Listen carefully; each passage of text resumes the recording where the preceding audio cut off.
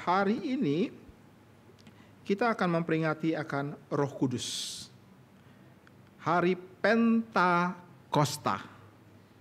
Pentakosta itu adalah peristiwa Roh Kudus turun ke dalam dunia. Sesuai dengan apa yang dijanjikan oleh Tuhan Yesus Kristus.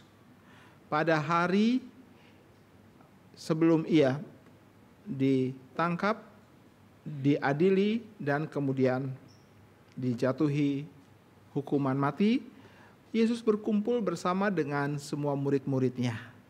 Dan ada satu pengajaran penting tentang Roh Kudus muncul pada malam hari itu. Hari-hari di mana menjelang Yesus ditangkap, hari-hari itu intensitas perlawanan terhadap Kristus semakin tinggi. Semua upaya, semua daya yang dikerjakan oleh orang-orang yang membenci Kristus, seakan-akan semua mulai semakin terkonsentrasi di menjelang hari di mana Kristus ditangkap. Semua menunjukkan kebencian seperti sebuah gunung yang mau meletus. Kekuatan sudah terkonsentrasi sedemikian rupa dan tinggal meledak saja. Maka menjelang hari Yesus ditangkap, semua perlawanan makin gencar. Tapi menariknya, menjelang saat itu juga Yesus semakin banyak berbicara tentang rahasia kerajaan Allah. Dan salah satu hal yang penting adalah dia berkata, adalah lebih berguna kalau aku pergi. Dan kalau aku pergi, aku akan mengutus seorang penolong yang lain yang akan menyertai kamu selama-lamanya, yaitu Roh kebenaran. Beberapa tahun lewat, saya membaca ayat itu, saya mengkhotbahkan ayat itu, saya menyelidiki ayat itu. Saya tidak terkonsentrasi untuk memperhatikan kata lebih berguna. Yesus berkata, lebih berguna aku pergi. Lebih berguna. Berarti Kristus memiliki semacam penilaian. Dan itu berbeda dengan yang dipikirkan oleh para murid. Para murid mereka memikirkan lebih berguna Yesus bersama dengan kami. Lebih berguna Yesus berjalan bersama dengan kami. Lebih berguna Yesus dekat dengan kami. Tapi Yesus bilang, lebih berguna kalau aku pergi. Ini dua pemikiran yang bertolak belakang sama sekali. Seperti kutub utara dan kutub selatan. Yesus bilang, aku lebih berguna pergi. Dan aku akan mengutus Roh Kudus. Bukan berarti kehadiran Roh Kudus lebih berguna daripada Kristus. Sebab Yesus berkata kalau Roh Kudus itu adalah pribadi yang memiliki kualitas yang sama seperti dirinya. Ini yang tersimpan di balik kata daripada parakletos.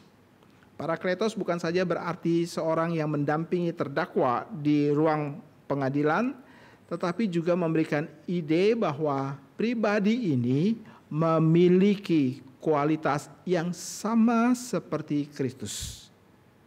Itu sebab, saudara-saudara, Yesus mau berkata, aku dengan Roh Kudus, pribadi ketiga daripada Tritunggal, memiliki kesetaraan. Dan lebih berguna dia datang.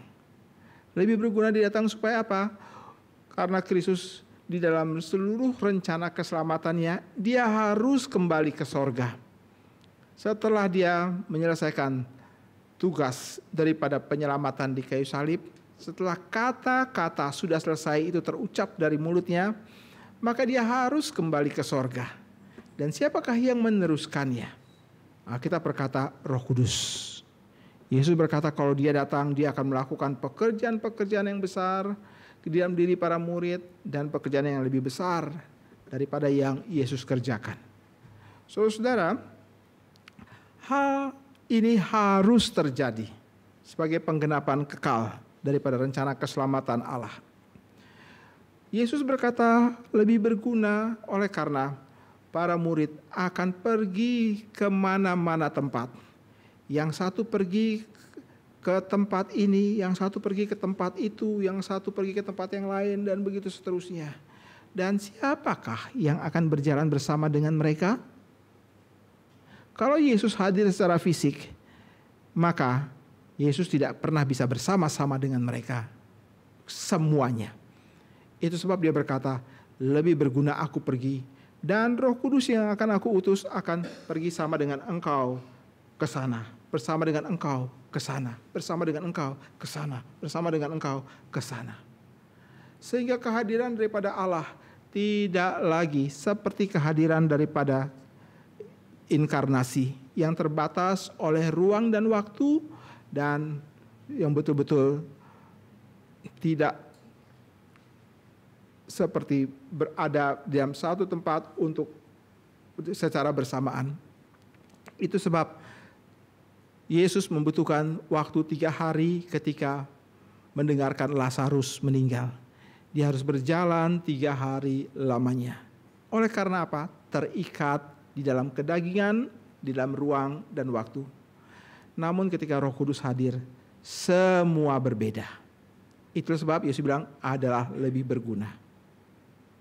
Dan yang lebih berguna juga adalah Roh Kudus menjadikan kehidupan Kristen itu menjadi sesuatu hal yang fakta, yang dapat dialami oleh setiap orang percaya segala abad dan tempat. Nah, di dalam khotbah Pentakosta hari ini, tema saya adalah dipenuhi Roh Kudus. Ya, dipenuhi Roh Kudus. Oleh karena Roh Kudus datang dan memenuhi gerejanya, memenuhi hidup orang percaya, dan menyertainya sampai selama-lamanya. Sebelum kita membaca bagian ayat Alkitab tersebut, mari kita berdoa bersama-sama. Tuhan, berkatilah pemberitaan firman. Buatlah kami melihat pribadi ketiga daripada Allah Tritunggal dengan penuh hormat dan penuh dengan hati yang menyembah. Berkatilah Tuhan kami satu persatu. Demikian kami berdoa dalam nama Tuhan Yesus. Amin.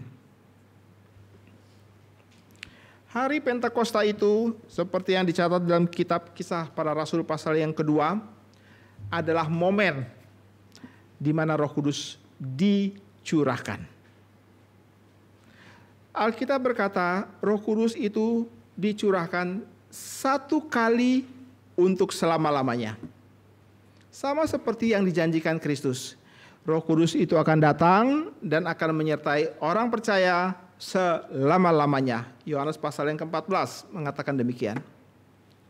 Dia hanya 1 kali dicurahkan, dan dia tidak akan pernah dicurahkan berkali-kali. Beberapa pengajaran tertentu mengatakan menjelang Pentakosta, mari kita mengadakan doa puasa dan kebaktian pencurahan daripada Roh Kudus. Saudara perhatikan, semua yang dikatakan oleh Alkitab berkaitan dengan pekerjaan Allah yang penting, yang harus orang percaya ketahui, itu harus dicatat di dalamnya. Misalnya, pada waktu Yesus inkarnasi, dicatatkah di dalam Alkitab? Ya. Pada waktu Yesus kembali ke sorga, dicatatkah di dalam Alkitab? Ya. Sekarang, pada waktu Roh Kudus dicurahkan, dicatatkah di dalam Alkitab? Ya. Apakah ada catatan Roh Kudus kembali ke sorga? Tidak ada. Enggak ada catatan Roh Kudus kembali ke sorga. Itu sebab Roh Kudus dicurahkan 1 kali dan dia tetap bersama-sama dengan gereja Tuhan sepanjang masa. Sebab Roh Kuduslah yang melahirkan gereja. Roh Kuduslah yang memimpin, memberkati dan memakai gereja di tengah-tengah dunia untuk menyuarakan akan kerajaan Allah. Roh Kudus datang dan bersama dengan gereja sepanjang masa. Kalau 1 kali Roh Kudus dikatakan sesuai dengan pengajaran tersebut bahwa dia akan dicurahkan terus-menerus berkali-kali menjelang Pentakosta, berarti ada satu waktu tertentu gereja jalan sendiri di dalam dunia. Gereja jalan sendiri, betul-betul yatim piatu sendiri dalam dunia. Gereja tidak punya kuasa, tidak punya penyertaan daripada Allah. Gereja begitu weak, begitu lemah. Oleh karena apa? Oleh karena Roh Kudus sudah kembali ke sorga. Sehingga kita perlu berdoa minta Roh Kudus datang lagi. Begitu setiap tahun berulang.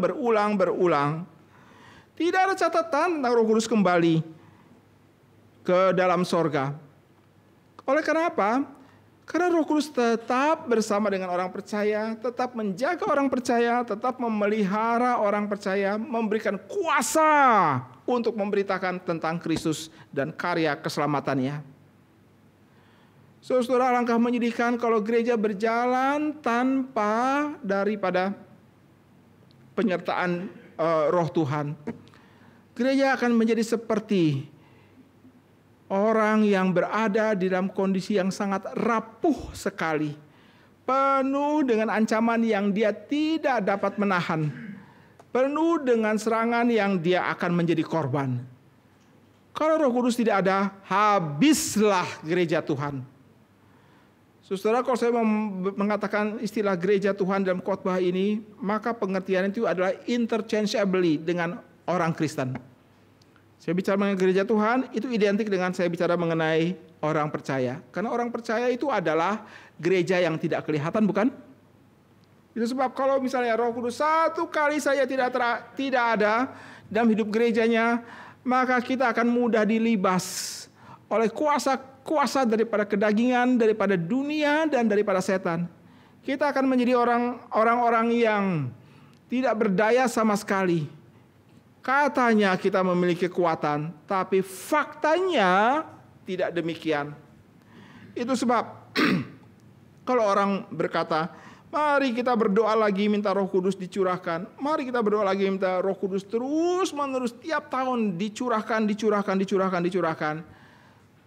Maka ini adalah sesuatu hal yang perlu dikoreksi.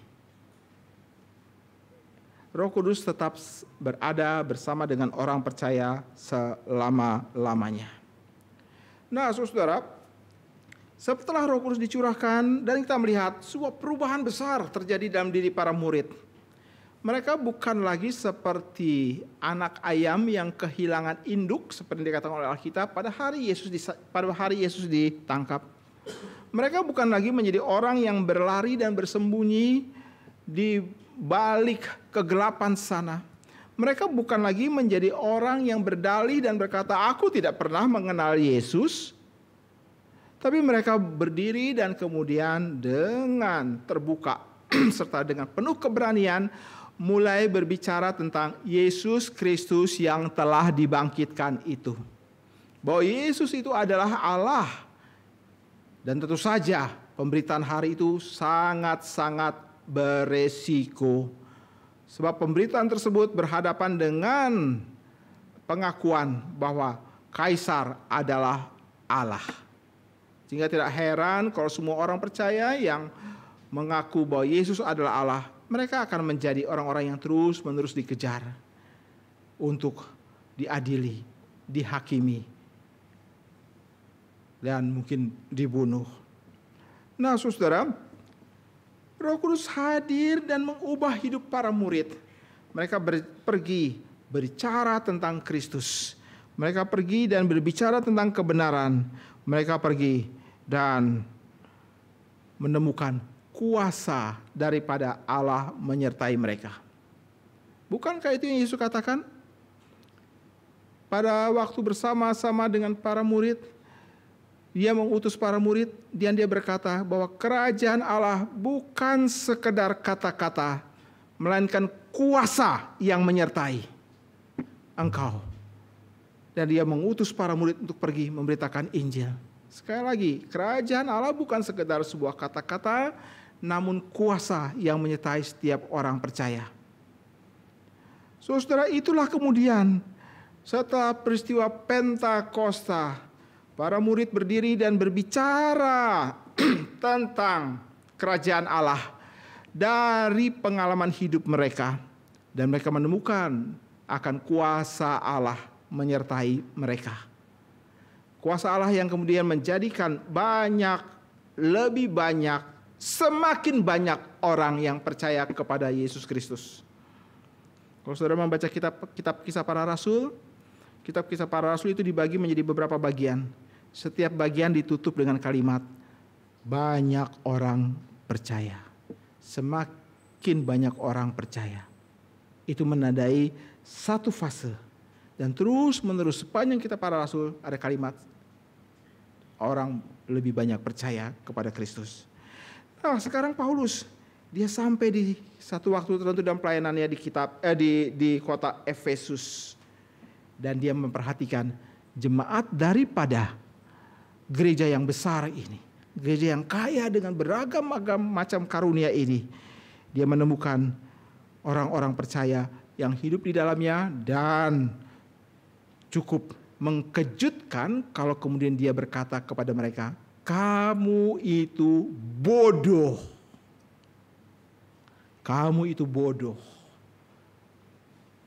Paulus tidak sedang berbicara dengan orang yang tidak percaya, orang yang menyembah dewa-dewa yang lain di luar sana. Paulus sedang berhadapan dengan gereja Efesus. Di dalamnya ada banyak orang percaya yang kepada Kristus, yang pernah mendapatkan pengajaran daripada raksasa-raksasa besar di sana. Yang saya maksud itu adalah Paulus hadir ke sana, lalu kemudian Apolos ada di sana, lalu kemudian ada Priscilla, Aquila di sana. Tapi jemaat ini kemudian dikatakan oleh Paulus, kamu bodoh sekali. Di mana dicatat ayat itu? Mari kita membukanya. Efesus pasal yang kelima. Efesus pasal yang kelima.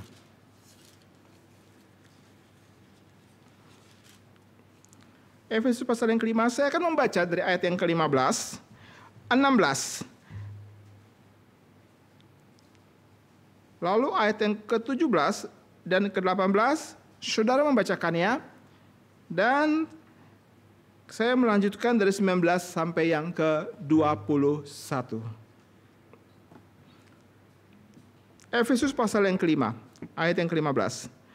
Karena itu perhatikanlah dengan seksama bagaimana kamu hidup. Jangan seperti orang bebal, tetapi seperti orang arif. Dan pergunakanlah waktu yang ada, karena hari-hari ini adalah jahat. Bersama?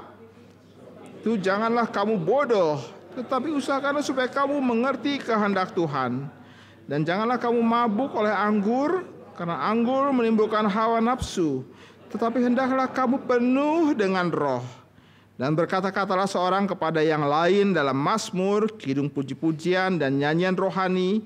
Bernyanyi dan bersoraklah bagi Tuhan dengan segenap hati. Ucaplah syukur senantiasa atas segala sesuatu dalam nama Tuhan kita Yesus Kristus kepada Allah dan Bapa kita. Dan rendahkanlah dirimu seorang kepada yang lain di dalam takut akan Tuhan. Saudara-saudara, di jemaat Efesus, di tempat ini, Paulus harus berkata dengan begitu tajam dan begitu keras. Perhatikan baik-baik, kamu sekarang ini hidupnya model kayak apa? Ini kalau saya mencoba untuk memparafraskan. Kamu orang Kristen, tapi cara hidupmu itu seperti apa sebenarnya sekarang ini? Paulus seakan-akan sedang mau mengatakan, kenapa kamu membiarkan hidupmu terlena oleh zaman ini? Kenapa kamu membiarkan hidupmu mengikuti pola-pola hidup dan kebudayaan daripada orang-orang yang tidak percaya? Kamu katanya orang Kristen, kenapa kamu membiarkan hidupmu menyukai semua itu? Bodoh sekali kamu ini. Hal serupa juga pernah Paulus katakan kepada jemaat di Galatia. Kamu ini bodoh. Kamu memulai sesuatu yang baik, dan kamu sekarang mau mengakhirinya di dalam daging. Itu lain cerita. Itu punya jemaat Galatia. Tapi prinsipnya hardikannya tetap sama. Kamu tidak boleh ada di tempat itu. Kamu tidak boleh harus bersikap hidup dengan model seperti demikian. Kalau kamu katanya orang Kristen, lalu kamu mengikuti semua itu dan mengatakan, tidak apa-apa lah, Saya tahu di mana saya harus mulai, di mana saya harus berhenti. Enggak apa-apa lah, sedikit-sedikit aja. Enggak apa-apa lah, semua orang melakukan. Bukankah itu adalah argumentasi pembelaan oleh karena kita masih menyukai hidup dalam kedagingan dan keduniawian? Paulus bilang, kamu tidak tahu ya, yang kamu pikir enggak apa-apa. Itu adalah sesuatu kekuatan yang begitu jahat sekali, yang akan mencengkram kamu dan akan menelan kamu, akan mematikan kamu tanpa belas kasih sama sekali.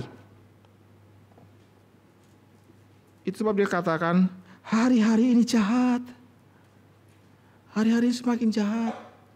Dunia dengan segala keberdosaannya semakin lama semakin canggih untuk menyelubungi diri, membuat orang Kristen banyak sekali yang tertipu dan kemudian mengatakan, gak apa-apa, ini juga baik kok, ini juga rohani kok. Toh memakai nama Kristus di dalamnya, memakai doa Bapa kami di dalamnya, memakai Alkitab di dalamnya.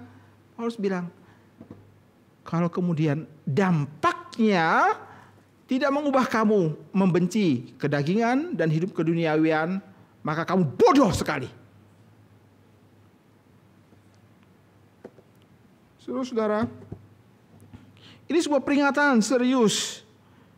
Bukan saja kepada jemaat Efesus, tapi kepada gereja Tuhan sepanjang abad dan tempat. Tentang adanya orang-orang Kristen yang menikmati hidup kedagingan dan berkata, "Nggak apa-apa. Nggak apa-apa." Tidak dikasih tahu sudah seberapa lama mereka hidup seperti model demikian di dalam kitab Efesus. Tapi kalau hardikan Paulus itu ditujukan kepada mereka, maka Paulus mau mengatakan, aku sudah melihat sebuah pola. Aku sudah melihat sebuah kebiasaan. Aku sudah melihat sesuatu excuse yang engkau buat. Engkau hidup di dalamnya. Engkau ternyata memiliki ketaatan yang separuh. Engkau mudah berkompromi. Kompromi itu adalah half truth. Separuh kebenaran. Itu kompromi. Satu sisi kita bisa bermain di dalam dunia rohani kita. Di lain sisi kita bisa tenggelam di dalam dunia kedagingan dan kebinasaan kita. Saudara, orang Kristen di Efesus ini perlu mendapatkan pengajaran penting. Hal pertama adalah Paulus harus berkata kepada mereka, kamu tidak memperhatikan, kamu tidak mempelajari, kamu tidak mengamati. Itu sebab dia bilang, hei, perhatikanlah dengan seksama bagaimana kamu harus hidup. Itu berarti hidup dengan sebuah tanda awas, dengan sebuah waspada yang besar. Apakah berarti kemudian kita menjadi orang yang memelototin segala situasi, memelototin siapa yang datang dekat kita, memelototin hal-hal yang akan kita kerjakan? Apakah demikian? Kita akan terlihat sebagai orang aneh kalau misalnya begitu. Lalu apa yang akan kita jumpai dari apa yang Paulus katakan di sini? Paulus akan bilang begini, kalau kamu penuh dengan roh, maka automatically kamu akan peka terhadap semua kedagingan dan keduniawian. Kamu akan terlihat hidup seperti biasa, tapi kamu akan langsung menjadi orang yang begitu peka terhadap semua yang melawan pimpinan daripada roh Tuhan dalam kehidupan kamu. Kamu akan melihat ada banyak waktu-waktu yang kamu buang dengan percuma. Kamu hidup dan menikmati keberdosaan kamu. Kamu hidup dan kemudian menghabiskan investasi daripada tahun-tahun hidupmu. Begitu saja. Saudara-saudara, mungkin suatu kali kita akan kemudian menjadi orang yang duduk termenung dan menyesal. Kenapa aku membuang banyak waktu yang tidak perlu? Kenapa aku menghabiskan waktu-waktuku di dalam keberdosaan itu. Kenapa? Itu sebab kalau hari ini, kalau saat itu Paulus datang kepada mereka, Paulus mau bilang, kamu memang pernah membuang banyak sekali waktu-waktu kamu itu secara percuma. Tapi ketika kau disadarkan, maka bersikaplah dengan lebih baik. Tebuslah waktumu itu. Redeem your time. Tebuslah waktumu. Dulu kamu sudah membuang. Dulu kamu sudah menghabiskan. Dulu kamu duduk dan kemudian bercakap-cakap dengan orang-orang yang tidak percaya di dalam semua percakapan keberdosaan ini mereka. Semakin berdosa semakin lucu. Semakin berdosa tertawa semakin terbahak-bahak. Dan kamu menyetujuinya, bahkan kamu mencetuskan ide-ide keberdosaan yang lain. Apa yang sedang kamu lakukan sebagai orang percaya? Kamu mengatakan itu biasa? Paulus mau bilang, tidak. Itu tidak biasa. Kamu mengatakan semua orang melakukannya, betul, tapi tidak untuk kamu.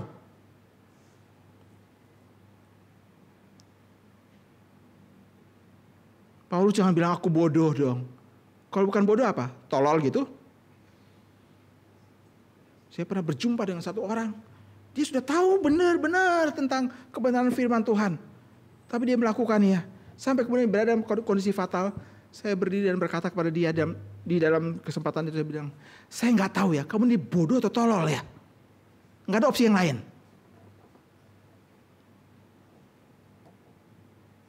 Kalau ada opsi lain lagi saya bilang begini, saya nggak tahu ya, kamu ini bodoh atau tolol atau goblok.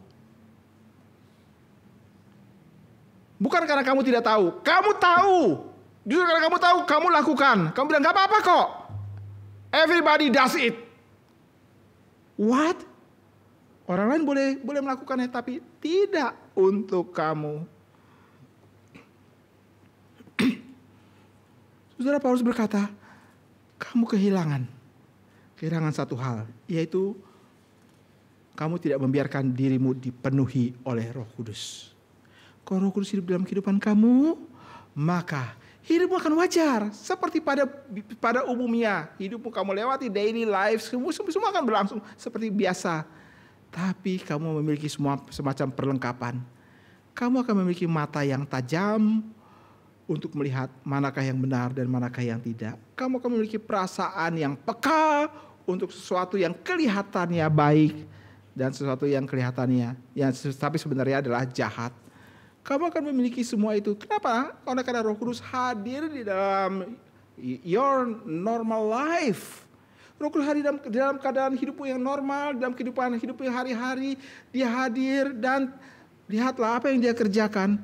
Ia akan menjaga hidupmu supaya tetap di dalam kebenaran daripada firman.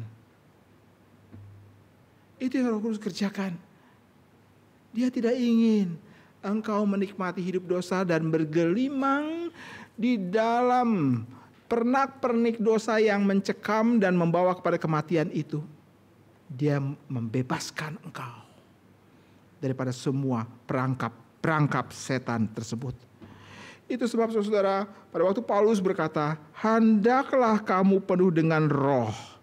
Maka ini merupakan kunci daripada kehidupan Kristen.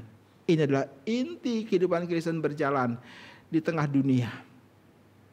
Saya meminjam ilustrasi sebuah film kartun yang pernah saya lihat tentang seorang anak yang sedang berjalan. Lalu di kiri kanan ada binatang buas yang sedang siap untuk menerkam. Tapi anak itu berjalan terus menerus. Dia takut, dia khawatir, ya. Tapi binatang buas yang siap untuk menerkam tersebut tidak punya kesempatan untuk melompat dan menerkam anak itu. Seakan-akan ada yang menahannya. Mereka menggeram. Mereka siap hati untuk melompat dan mencengkram anak itu. Tapi seakan-akan ada sesuatu yang menahan. Mereka hanya bisa menggeram. Nggak bisa terus. Nggak bisa melakukan lebih lanjut. Ini saya gambarkan sebagai ilustrasi tentang engkau berjalan dalam dunia yang gelap ini. Engkau berjalan dalam dunia yang penuh dengan keberdosaan ini. Itu seperti serigala yang ada di kiri kanan. Yang siap untuk menerkam engkau. Tetapi mereka tidak bisa mengerjakannya. Sebab ada kuasa yang menahannya.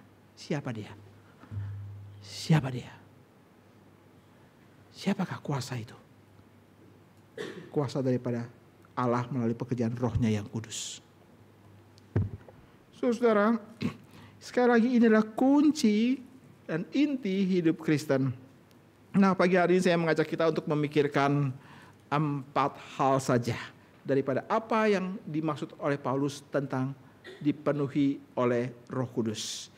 Hal yang pertama, istilah dipenuhi Roh Kudus itu adalah sesuatu hal yang abstrak. Apa yang dimaksud dengan dipenuhi Roh Kudus? Dan mari kita coba melihat ini satu persatu. Kita bisa memahami apa yang dikatakan dipenuhi Roh Kudus pada waktu Paulus menggambarkan semacam perbandingan bahwa hidup dipenuhi Roh Kudus dibandingkan dengan orang yang mabuk oleh anggur. Ia berkata, janganlah kamu mabuk oleh anggur karena anggur menimbulkan hawa nafsu, tetapi hendaklah kamu penuh dengan Roh. Menarik. Saya bertanya-tanya, kenapa harus diperbandingkan dengan anggur? Apa yang mau dikatakan oleh Paulus di sini? Ini hal pertama adalah, ini adalah ide. Siapa yang mengendalikan dan menguasai hidupmu? Saudara pernah lihat orang mabuk? Pernah. Saudara sendiri pernah mabuk?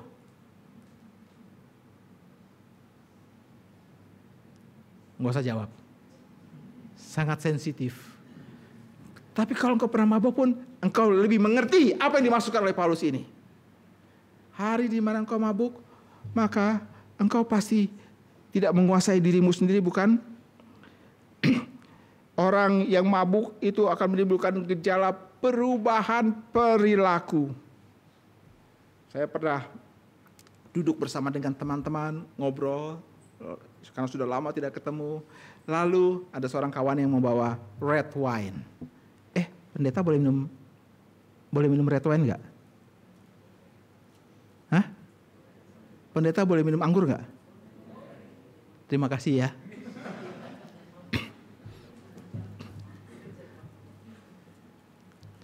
Paulus satu kali berkata kepada Timotius. Timotius nampaknya perutnya lemah sekali. Dia bilang begini, minumlah anggur sedikit, karena supaya pencernaanmu itu lebih baik. Saya ketemu ayat itu, saya bilang terima kasih ya Tuhan, boleh minum anggur. Saya suka anggur, saya suka minum anggur. Tapi saya tidak membiarkan diri saya untuk menjadi mabuk.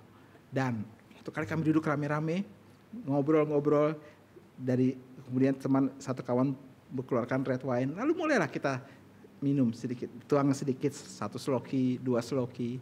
Ngobrol-ngobrol, lalu kemudian saya memperhatikan salah seorang kawan di depan sana. Dia mulai ngomongnya mulai ngelantur, mulai ngaco, mulai ketawa-ketawa. Padahal nggak ada yang lucu. Ketawa-ketawa kita, saya bilang stop, jangan lanjut. Kalau lanjut repot kita, gitu.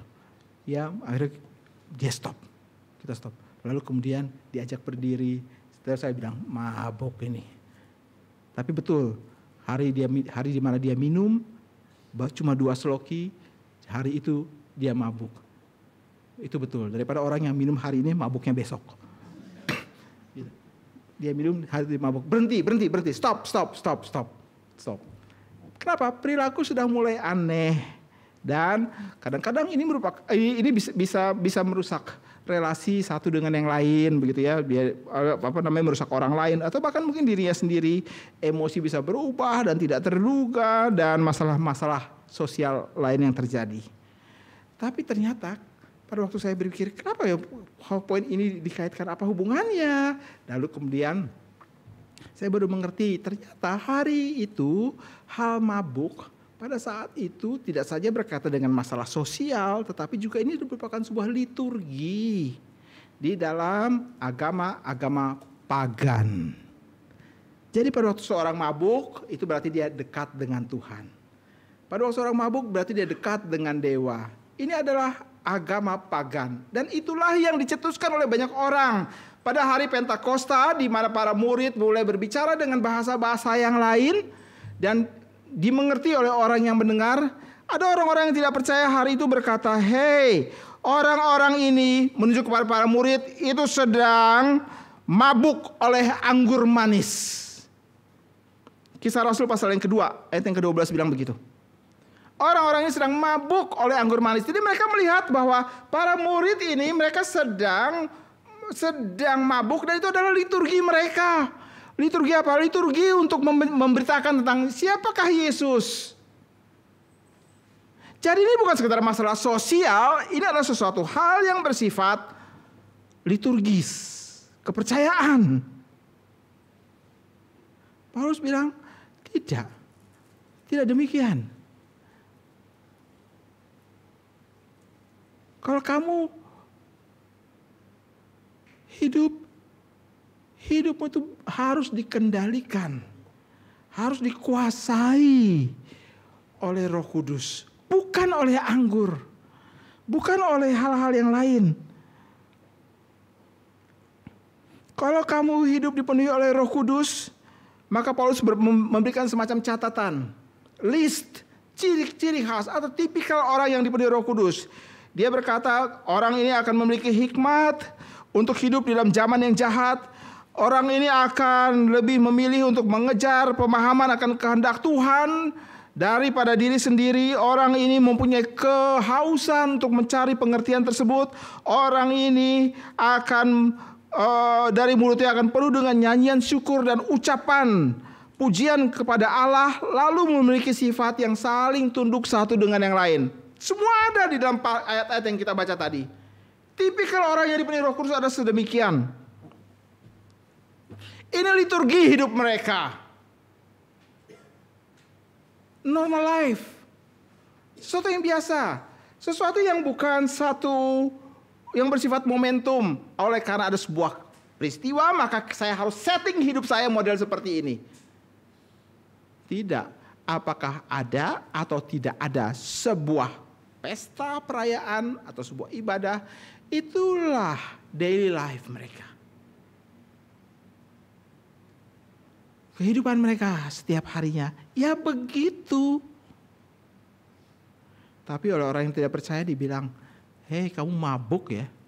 Kamu mabuk oleh anggur.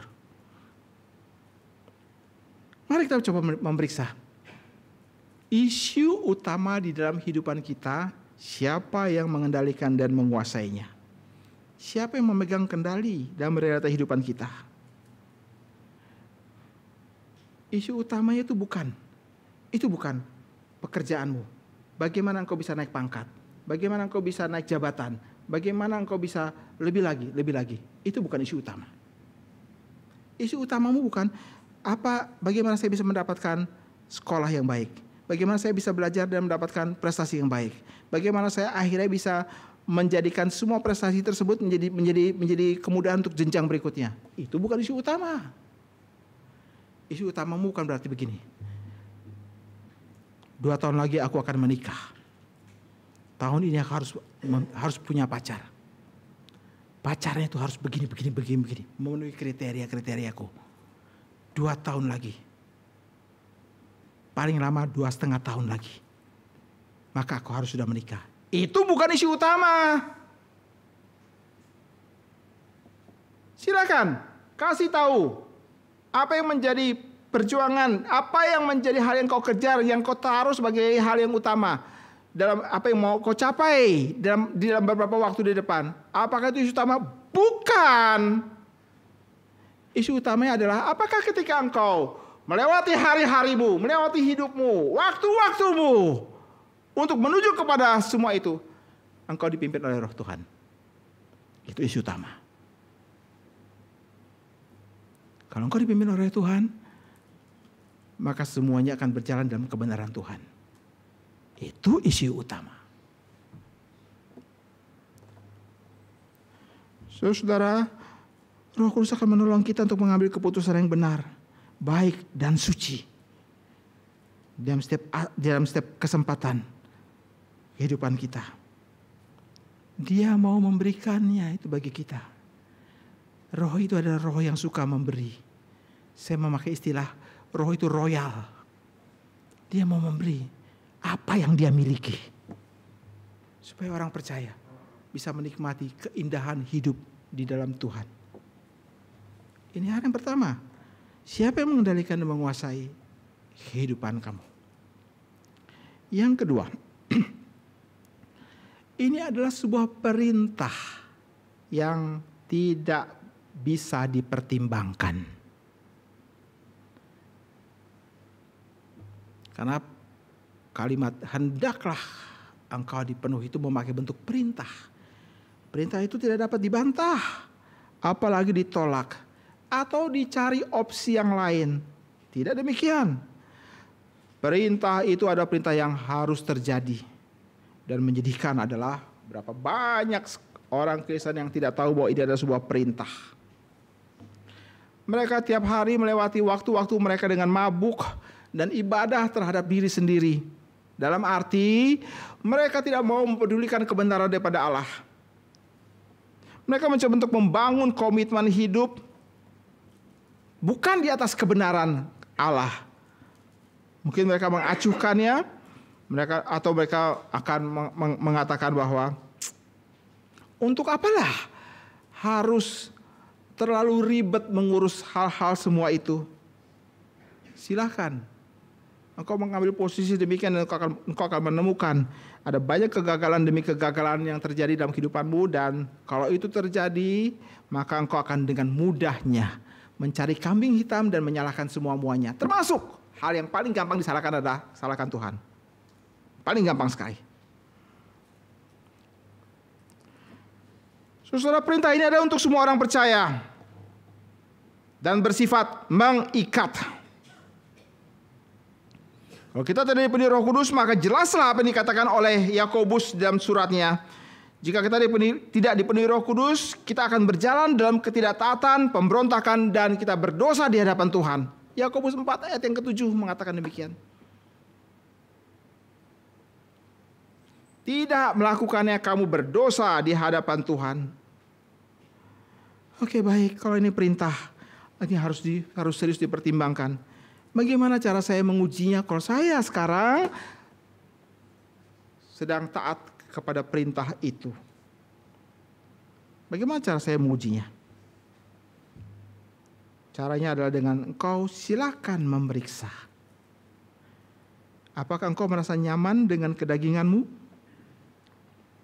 Apakah engkau tidak merasa terganggu dengannya?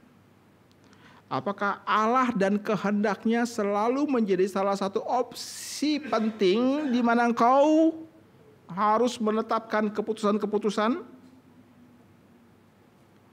Apakah hatimu ada semacam ketakutan kalau engkau tidak menyenangkan hatinya? Coba tolong periksa ya. Hal sederhana seperti itu. Apa saja tadi? Apakah engkau merasa nyaman dengan kedaginganmu? Engkau nyaman berada di dalamnya. Engkau seperti seorang yang menemukan tempat istirahat. Engkau nyamankah? Dan engkau tidak terganggu karenanya? Apakah kebenaran Allah menjadi pertimbangan penting untuk sebuah pengambilan keputusan? Dan apakah engkau takut kalau hidupmu dan apa yang kau lakukan, apa yang kau putuskan itu tidak menyenangkan Allah?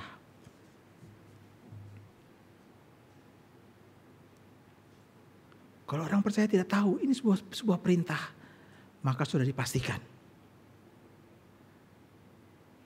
mereka akan menghabiskan waktu-waktu mereka, membenamkan diri mereka di dalam dekapan daripada dunia yang jahat ini.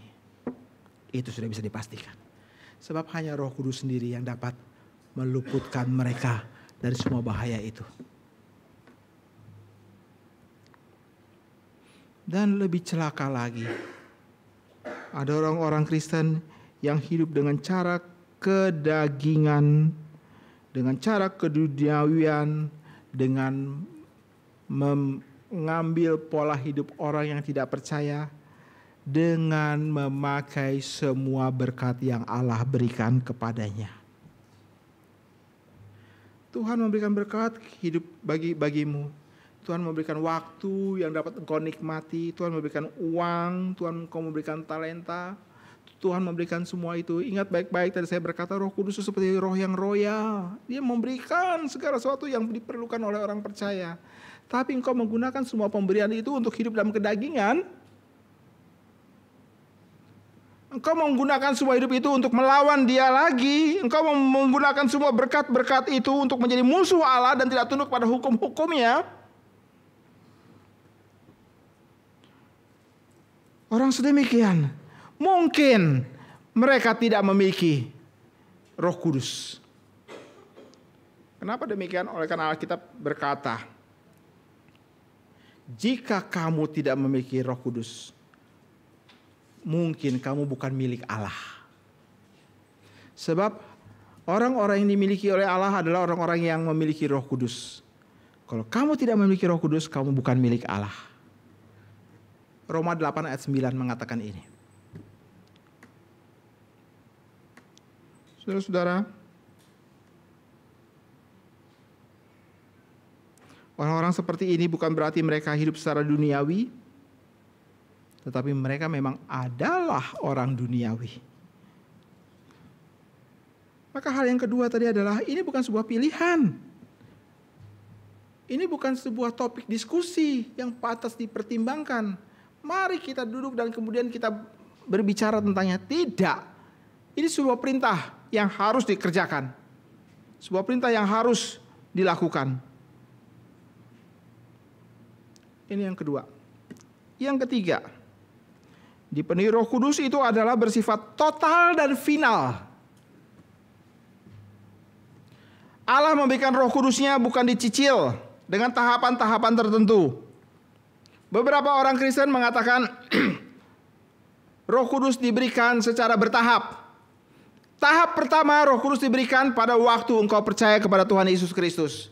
Pada momen engkau bertobat, pada momen engkau membuka hati, maka itu adalah tahap pertama.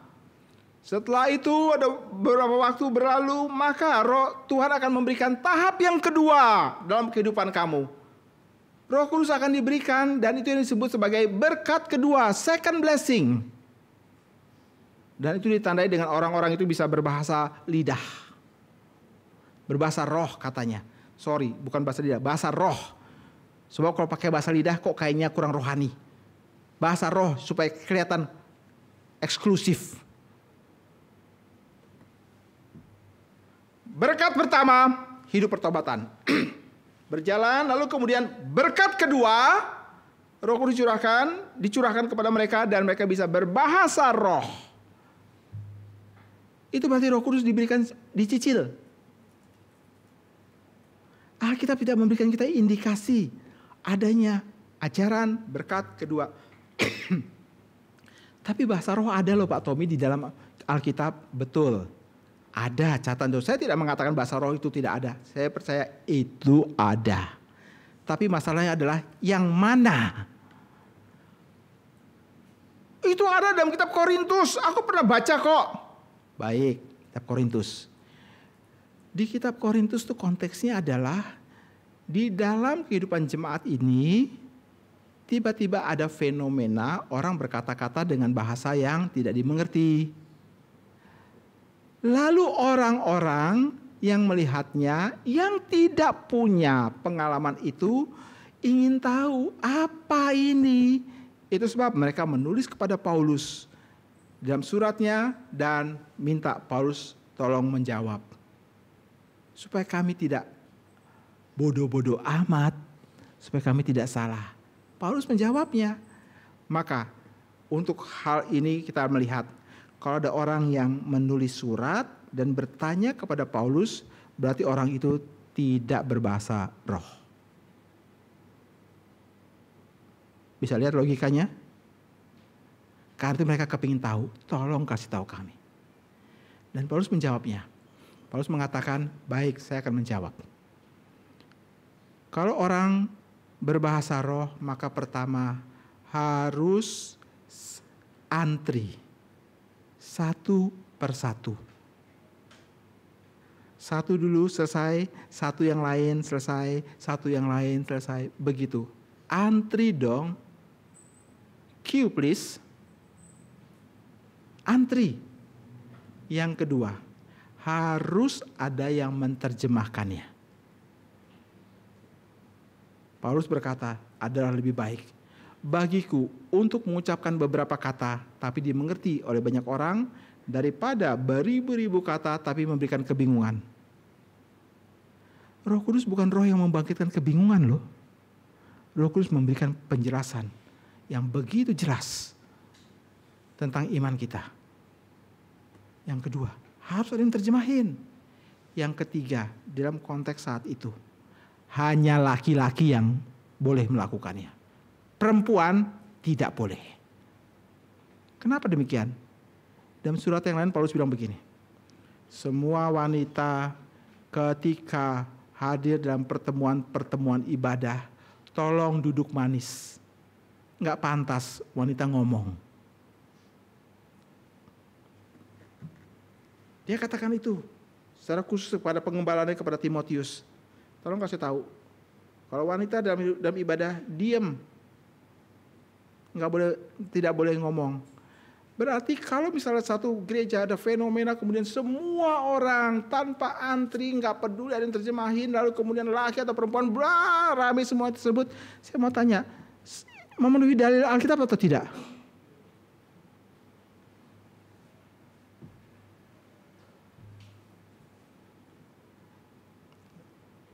Saudara lihat betapa seriusnya hal ini.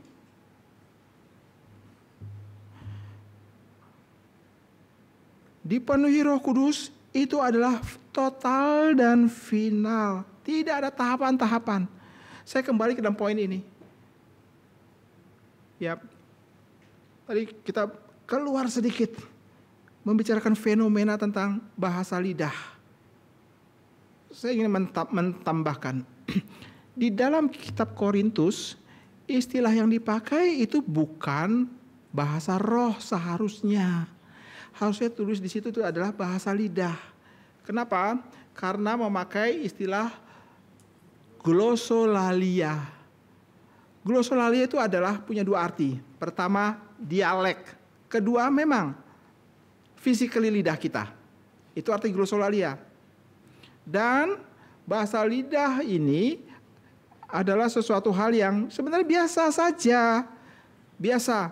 Bahkan mungkin kalau saya mau sedikit berani untuk menerjemahkan, ini adalah orang-orang yang berkhotbah dia sedang berbahasa lidah. Dia memakai dialek, dia memakai lidahnya untuk berkata-kata sesuatu supaya dimengerti oleh orang lain. Saya kalau berdiri di sini berkhotbah, saya berusaha sedemikian rupa untuk menyusun kalimat-kalimat saya dalam teratur supaya saudara bisa menangkapnya sesuai dengan apa yang saya mengerti. Itu sebab di Alkitab dibilang, Roh Kudus mengerjakan maksudnya dalam hidup orang percaya supaya mereka hidup di dalam kehendaknya. Jadi apa yang dari pikiran Roh Kudus sama dengan pikiran daripada orang percaya. Itu yang ada dalam kitab Korintus.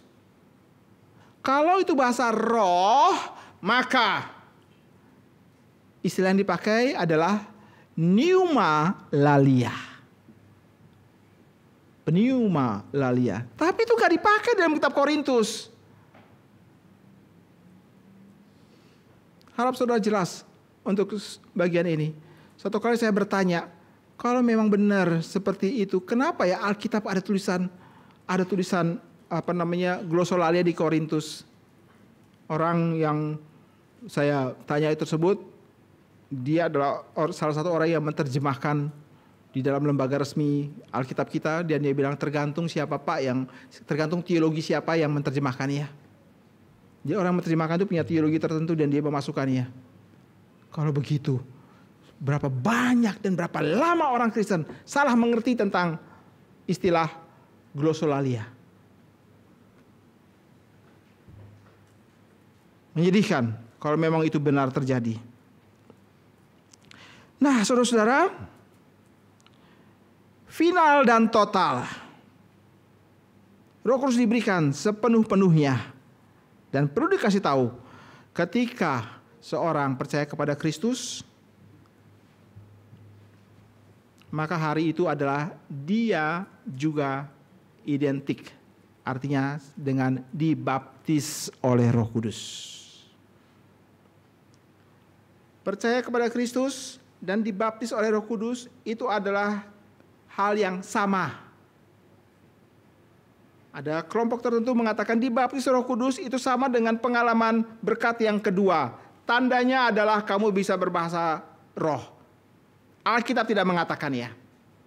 Alkitab tidak mengajarkannya. Jadi kalau begitu apa? Dibaptis oleh Roh Kudus itu adalah sama dengan hari di mana engkau menerima Roh Kudus masuk dalam hatimu. Dalilnya di mana? 1 Korintus 12 ayat yang ke-13. Paulus berkata, karena oleh satu roh kita diberi minum yang sama. Hari itu dia sedang berbicara tentang orang yang percaya. Orang yang menjadi percaya karena Kristus. Dan dia berkata oleh karena satu roh. Oleh karena satu roh kita diberi minum yang sama. LAI menerjemahkannya dalam roh. Saya coba periksa di dalam teks asli bilangnya bukan dalam roh. Tapi by one spirit. Oleh satu roh. Jadi dua hal ini sama. Momen pertobatan dan dibaptiskan Roh Kudus adalah peristiwa yang sama. Bukankah ini yang dikatakan oleh Tuhan Yesus ketika dia berbicara dengan perempuan Samaria itu, bukan? Dia berkata, barang siapa haus baiklah ia datang kepadaku dan minum. Barang siapa percaya kepadaku seperti yang dikatakan kitab suci, dari dalam hatinya akan mengalir aliran air hidup. Yang dimaksudkannya ialah roh yang akan diterima oleh mereka yang percaya kepadanya. Persis sama. Diberi minum oleh satu roh. Tuhan Yesus berkata, dari dalam hatinya akan mengalir aliran air hidup.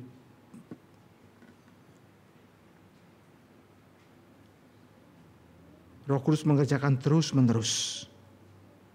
Berulang, terus-menerus. Ia tidak pernah alpa mengerjakannya. Ini yang ketiga. Total. Yang keempat. Ini adalah pemberian. Pemberian daripada Allah.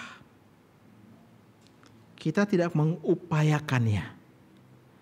Kita hanyalah pasif menerimanya dan mengikutinya.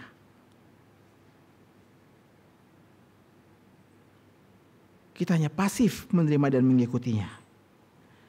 Saudara menemukan Paulus tidak berkata, penuhi dirimu dengan roh. Tidak. Tapi Paulus berkata, dipenuhi dengan roh. Ini dua hal yang berbeda. Sekali lagi, Paulus tidak berkata penuhi dirimu dengan roh. Tapi Paulus berkata dipenuhi dengan roh. Be filled with. Be filled with. Penuh. Dipenuhi. Itu kayak apa ya? Istilah yang dipakai itu adalah plero. Secara teknis sedikit. Saya sebutkan nama itu atau kata itu. Dan seorang menolong untuk memberikan arti. Dipenuhi itu apa sih? Secara sederhana. Dia mengatakan sama seperti sebuah perahu layar yang baru keluar dari dermaga, mulai berjalan menuju lautan lepas. Sekali lagi, sebuah perahu layar.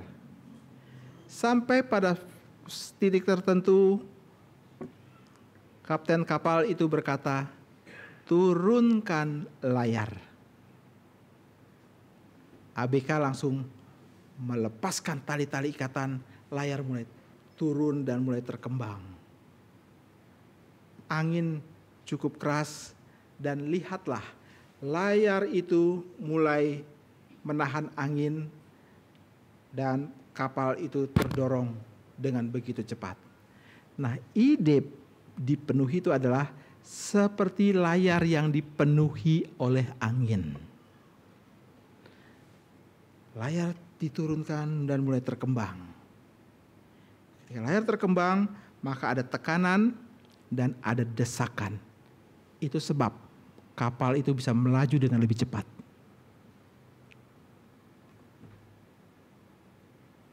Tanpa itu dia tidak akan berjalan dengan cepat. Maka ide Plereo itu adalah kamu dipenuhi sepenuhnya. Dan ketika kau dipenuhi sepenuhnya akan ada desakan dan akan ada tekanan yang kuat yang membawa hidupmu kepada kehendak daripada Allah di dalam pikiran, perasaan, dan kemauan kamu. Desakan itu ada sesuatu hal yang baik. Sesuatu hal yang penuh dengan kemurahan. Desakan itu adalah untuk menyelamatkan engkau melewati hari-harimu. Melewati harimu hari ini. Melewati harimu hari depan. Melewati harimu di kemudian waktu. Dia akan memelihara engkau. Tapi fokusnya adalah hari ini. Hari ini dia akan memenuhi hidupmu. Dan itu akan terus menerus. Saudara tidak akan bisa berkata, aku mau dipenuhi oleh Roh Kudus hari ini sementara minggu depan tidak. Tidak diizinkan oleh Roh itu. Aku mau dipenuhi Roh Kudus untuk hari ini, tetapi enggak tentu. Tahun depan, Roh Kudus tidak akan mengizinkannya. Dia tidak akan mengikuti permintaan kamu. Dia akan berkata, engkau milikku dan aku akan terus menerus memenuhi hidupmu. Dan aku akan memberikan tekanan dan desakan supaya engkau tahu bahwa aku harus berada di dalam keadaan dipenuhi oleh Roh Kudus. Apakah ini merupakan suatu bentuk penjajahan daripada Allah? Karena aku tidak mempunyai kebebasan. Silahkan kamu punya kebebasan. Dan kau akan menjumpai hidupmu akan langsung masuk terjun ke dalam jurang. Puji Tuhan. Ada perintah ini. Dan ada pemberian ini. Oleh karena pada dasarnya kita tidak mempunyai keinginan dan kemauan dan ambisi yang besar untuk kerajaan Allah. Kita lebih suka mengatur jalan hidup kita sendiri, bukan? Saudara-saudara, ini adalah anugerah Tuhan. Kita tidak bisa berkata, akhirnya pengejaranku sudah aku dapatkan. Aku sekarang sudah memiliki Roh Kudus. Tidak ada cerita itu. Ini adalah pemberian. Anugerah Allah. Allah tahu apa yang sedang dia kerjakan. Ide pertama seperti sebuah kapal layar. Ide yang kedua adalah seperti garam, tapi bukan ide untuk mengawetkan makanan, bukan idenya bukan ke situ. Idenya adalah memberikan cita rasa. Itu idenya. Saudara pernah makan makanan yang kurang garam? Makan. Kurang apa ya?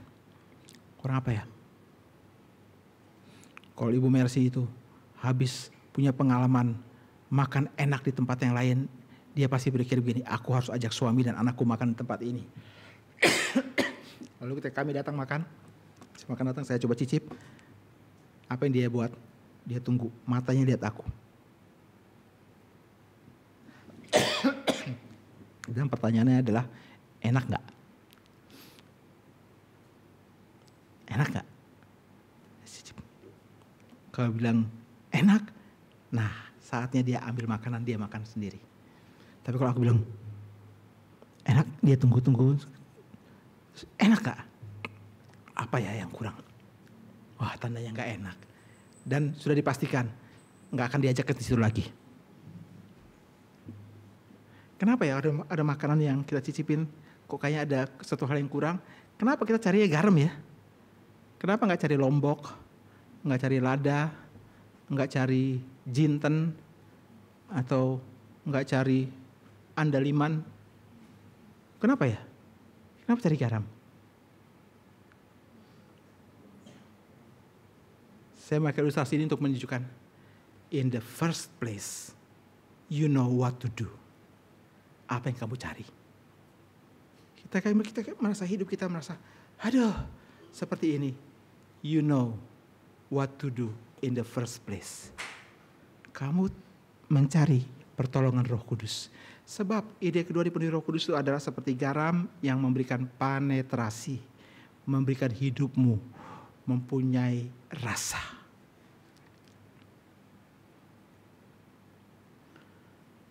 Jikalau tidak demikian, maka kita adalah orang-orang yang mendukakan Dia. Mendukakan Dia. Itu yang keempat. Roh Kudus menggerakkan kita. Oleh karena Roh Kudus mau memberikan rasa dalam kehidupan kita. Dia akan membawamu ke dalam kebenaran Allah. Dan Dia akan membawamu untuk menikmati kehidupan itu. Kita sudah membahas beberapa poin ini. Sekarang kita kembali kepada pertanyaan praktika. Baik, kalau begitu bagaimana cara saya dipenuhi Roh Kudus? Saudara, untuk menjawab ini, tadi saudara sudah membuka kitab Efesus pasal yang kelima, ayat yang ke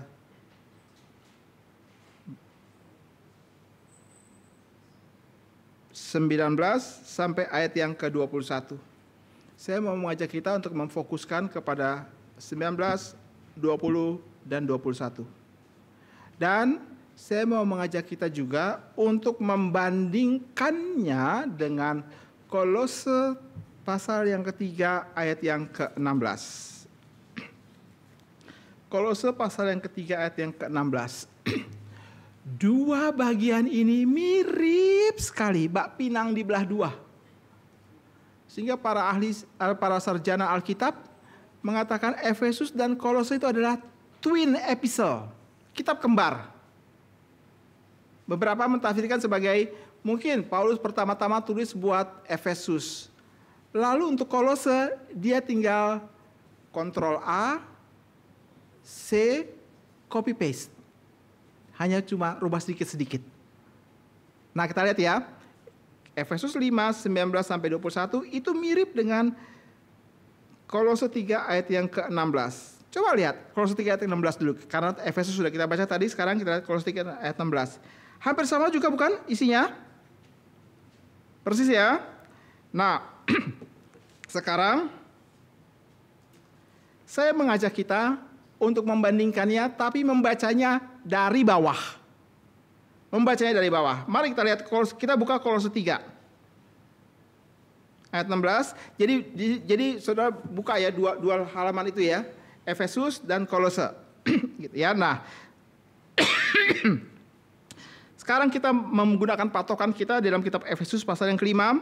Kita lihat ayat yang ke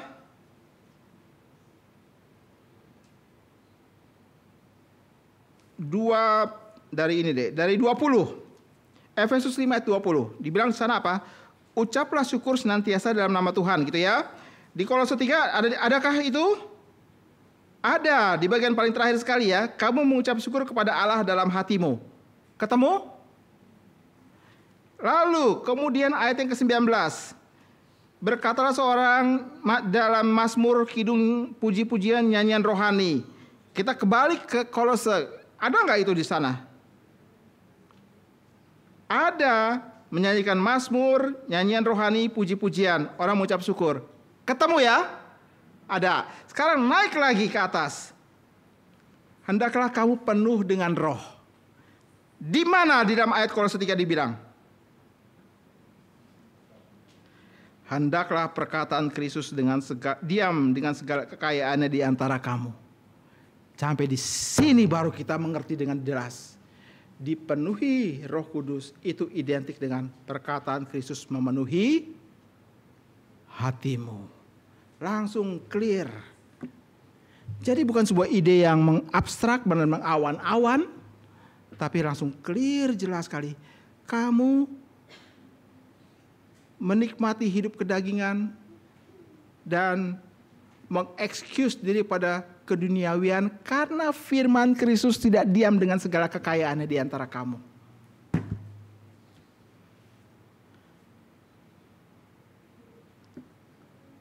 Itu alasan kenapa hidup Kristen kita kok penuh dengan kebosanan, penuh dengan kemalasan, penuh dengan kegagalan.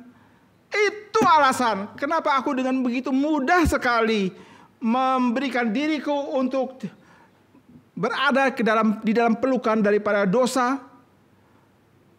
Jawaban yang diberikan oleh Alkitab dengan berkata, karena firman Kristus tidak diam dengan segala kekayaannya di antara kamu. Itu sama juga dengan, itu karena kamu tidak dipenuhi Roh Kudus. Saudara,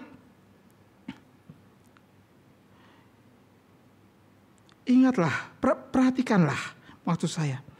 Ini adalah sebuah perintah. Ini sebuah perintah.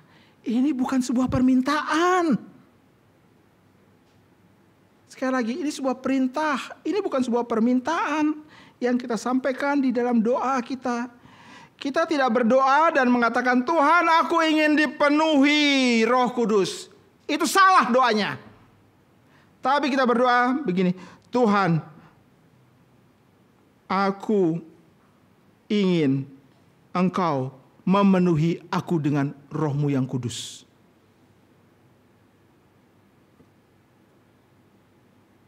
Dan apa yang dia jawab? Dia akan membangkitkan keinginan bagimu untuk mengerti firman dan kebenarannya. Dia akan membantumu untuk mengerti, kalau engkau tidak menyangkal diri, kalau engkau tidak mengosongkan diri, maka engkau akan sulit untuk dipenuhi. Roh Kudus akan langsung berada dan memenuhi seseorang yang dengan komitmen diri untuk mati terhadap diri sendiri sepanjang waktu. Bukan on off. Ia akan memenuhi hidup yang dikosongkan bagi Kristus. Ini adalah meditasi Kristen. Meditasi Kristen itu bukan aku duduk termenung dan memikirkan, kosongkan pikiranmu, kosongkan pikiranmu. Itu bukan meditasi Kristen. Meditasi Kristen adalah aku duduk dan bilang, Tuhan, aku ingin Engkau memenuhi aku dengan Roh-Mu yang kudus.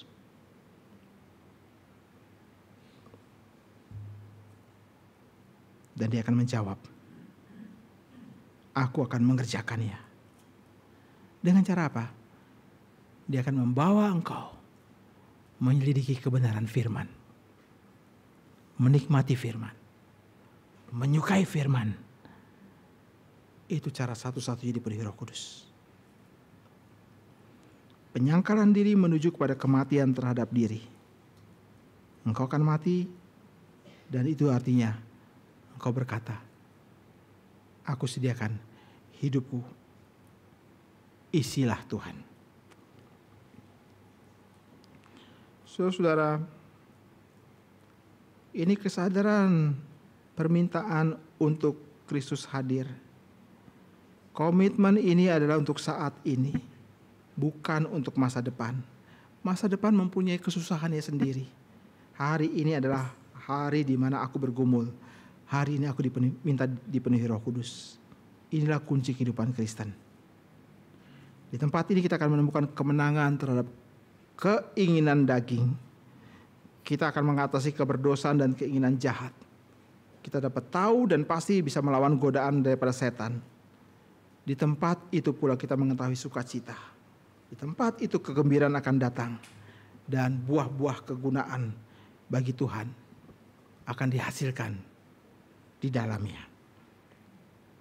Maukah engkau berkata, Tuhan, aku mau mengosongkan diriku dalam penyangkalan diri dan semua kesadaran penuh, biar engkau mengisiku dengan firman-Mu.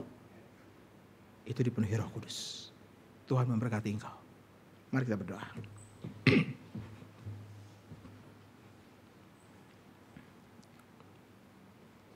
Kami berdoa, Tuhan kasihani kami. Jikalau kami tidak tahu bahwa kami harus dipenuhi Roh Kudus. Tapi hari ini kami mengerti, itu sebuah perintah yang tidak terelakkan. Tuhan ampuni kami kalau kami menantang Tuhan dengan berkata, tidak apa-apa, Aku tahu di mana aku harus memulai. Aku tahu di mana aku harus mengakhiri. Ampuni kami Tuhan, karena kami tidak tahu kalau semua itu adalah kebodohan. Kami tidak tahu betapa jahatnya dunia di luar sana yang penuh dengan keberdosaan, yang siap sedia kapanpun akan menelan kami hidup-hidup dan membawa kami kepada kematian. Hari ini kami mau kembali kepada Tuhan, meminta Tuhan menolong kami dipenuhi dengan kebenaran firman-Mu. Sisa hidup kami yang entah berapa waktu lagi lamanya, sudilah Tuhan berbelas kasih dalam kebaikan Tuhan yang sepenuhnya, menolong kami berjalan dalam kepenuhan Roh-Mu yang kudus sepanjang hari. Dengar doa ini dalam nama Tuhan Yesus kami sampaikan kepadamu. Amin.